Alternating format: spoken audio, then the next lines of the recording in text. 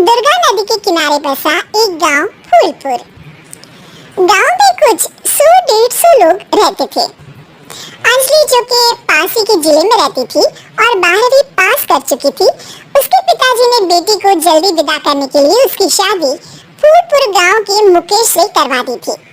मुकेश कभी स्कूल नहीं गया था और इस कारण वो पढ़ा लिखा नहीं था और बाकी गांव वालों की हालत भी मुकेश जैसी ही थी।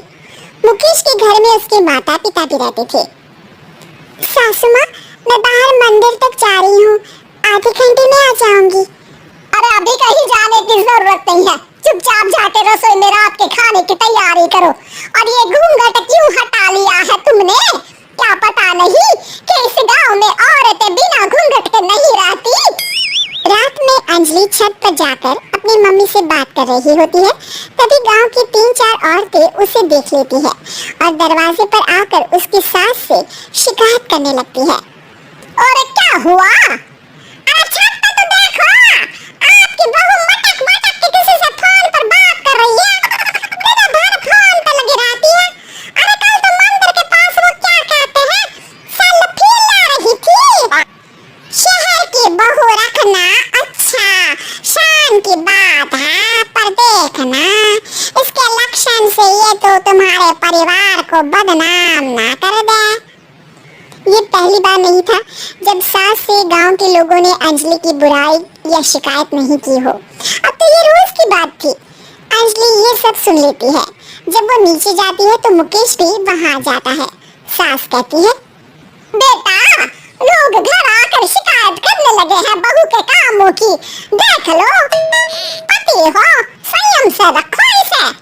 माँ जी, मैं तो अपनी माँ से बात कर रही थी क्योंकि यहाँ कोई बात करने लायक ही नहीं है और अब मैं माँ के पास ही रहूंगी।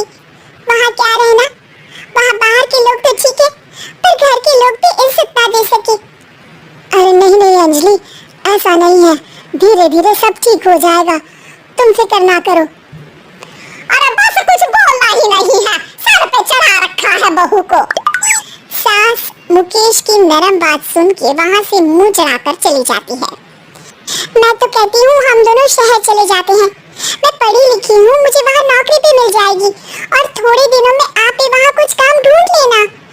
अरे नहीं नहीं अंजलि, हम यहाँ ना गांव का खेत, माँ पिताजी को छोड़कर शहर नहीं जा सकते। माँ पिताजी को कैसा लगेगा और गांव वाले क्या सोचेंगे। ये कहकर मुकेश सोने चला जाता है और अंजलि की गांव वालों द्वारा बुराई का सिलसिला बहुत दिनों तक चलता ही रहता है। लेकिन अंजलि गुस्सा ना दिखाते हुए समझदारी से काम लेती है। बारिश का मौसम चालू हो जाता है। जोरदार बारिश से पूरे गांव में हाहाकार मच जाता है। दुर्गा नदी में बाढ़ आ जाती है और बाढ़ का पानी पूरे गांव की फसल तबाह कर देता है। फसल की ये हालत देखकर गांव वाले निराश हो जाते हैं और बात तो यहाँ तक पहुँच जाती है कि कुछ लोग तो अंजलि को इस सब का दोषी ठहरा देते हैं। अरे पूरी फसल तबाह हो गई, पता नहीं किसकी नजर लग गई है। अरे जब से चौधरी परिवार में ये शहर की बहू आई है ना, तब से ही गांव की शांति चली गई है। इसके कर्मकांड से माँ दुर्गा नदी भी खुश नहीं है। ये सब सुनकर बेचारी अंजलि रोते हुए अपने घर चली जाती है। कुछ दिन बाद सभी गांव वाले अपनी फसल का मुआवजा लेकर अपने अपने घर आते हैं। मुकेश भी 1500 लेकर आता है। अंजलि को जब पासबुक दिखाता है तो अंजलि हैरान हो जाती है। अरे ये पासबुक में तो उन्होंने 4000 की एंट्री करी है और आपको सिर्फ 1500 दिए। सच में? अरे वो सरकारी अफसर आपको बेवकूफ बना रहे हैं। सरकार की तरफ से हमें 4000 मिले हैं लेकिन बाकी का सारा पैसा खुद ही खा रहे हैं।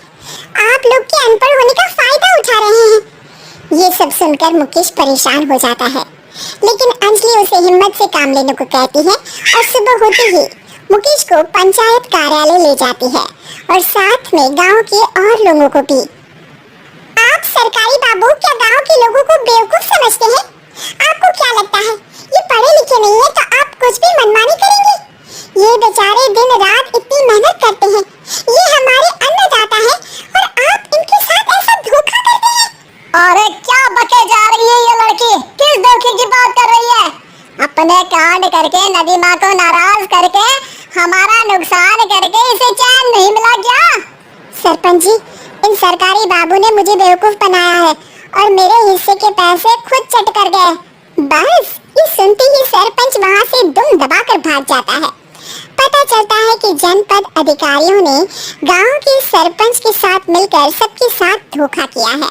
सब लोगों का विरोध शुरू हो जाता है और आखिर में अधिकारी सब गांव वालों के हिस्सों के बचे हुए पैसे उन्हें लौटा देते हैं और कई दिन तक सरपंच गांव में लौटता ही नहीं।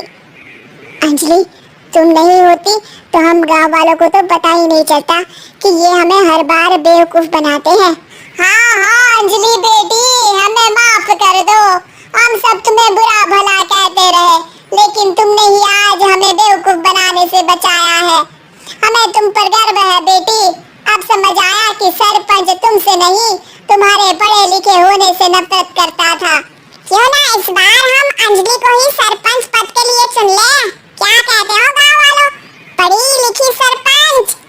बस पूरा गांव अंजलि के लिए ताली बजाता है और अंजलि की सास उसे खुशी से गले लगा लेती है।